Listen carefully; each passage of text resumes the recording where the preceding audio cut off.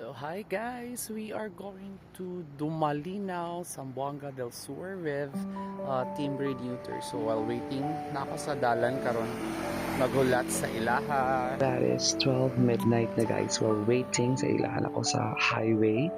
So fast forward, nabot na yung Panel Bay Bridge. So nag-brake ang tanan, nag-brake ang driver, nag-yosi brake siya, and then ang others, mga first time niabot sa Panel Bay Bridge, nag-tutorial sila. So we arrived at 4:30 a.m. sa morning. So this time fast forward 9:30 a.m. So nag-prayer na mi. So everyone is ready. So mag-prayer for the event, for a successful event. So muna na siya guys, ready Are you na ang ready, tanan guys? nga musabak sa surgery.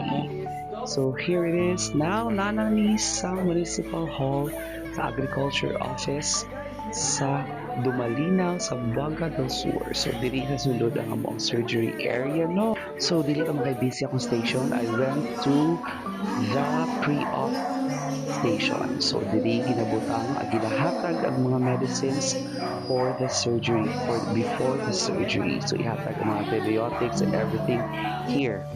So muna siya guys ang situation inside. I cannot show you everything no kay bawal kay Luneta, ang mga dugo, ang mga incisions and pagtahi. So after that, niadto po dayon ko sa gawa sa registration area and then sa mga naghatag og anesthesia sa first dose mo na ni sila guys, and these cats are ready for the second dose. Mag-wait na sila 5 minutes.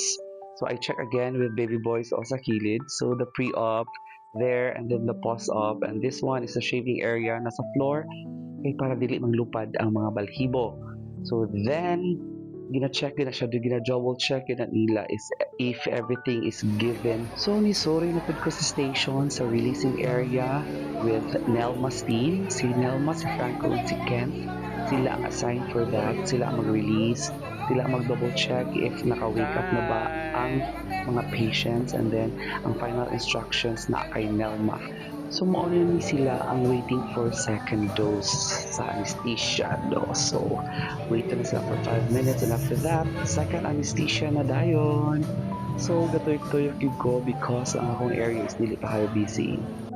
So this time around 4 p.m. or 5 p.m. na ni siya guys no. Everyone is tired na kasi naka 90 plus na, may 98, 99 na siya. So mauna ni siya guys.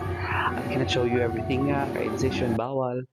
So this time nag-dinner na may sa ilang barbecuehan and everyone is hungry. Everyone is happy kay nakabuhat ni 107 patients for just a few hours lang gid siya. Everything went well, so good, good kaayo, smooth ang amuang surgery, ang amuang event no. So it's time for us to eat. So gilibre mi sa Agriculture Office sa Dumalinaw, Zamboanga del Sur o dinner. So na barbecue. Perfect for maulan na gabi, and then they have their siki, their sabaw, so lamig good kaayo guys. So everyone is hungry na no, kay puspusan ang trabaho na ginawa, wholeheartedly ang pagtrabaho, so perfect and everything went smooth. So gipang gutod, so we deserve a great food, a great meal, a good food. So barbecue and sabaw sa maulan na gabi. So thanks for this reward. This is only the reward that we want.